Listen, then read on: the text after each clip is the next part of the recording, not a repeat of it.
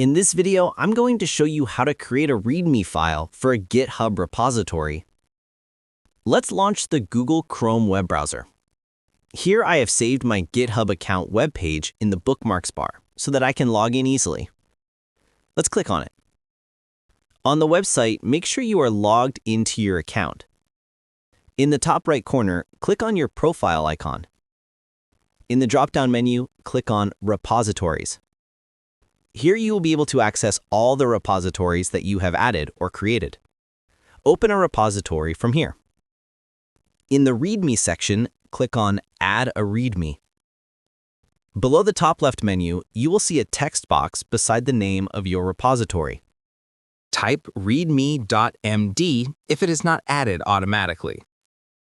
Here you can add your project description using Markdown syntax to format the content. If you type a hashtag and then your text, you will get an H1 heading title. If you type 2 hashtags and then your text, you will get an H2 heading title. I copied a README file earlier. I will paste that file here. You can also create a table of contents by entering these types of codes. After you are done, click on Commit Changes. In the pop-up, make sure that the change is set for the main branch and click on Commit Changes. Here you can see that we have successfully created a README file for our repository.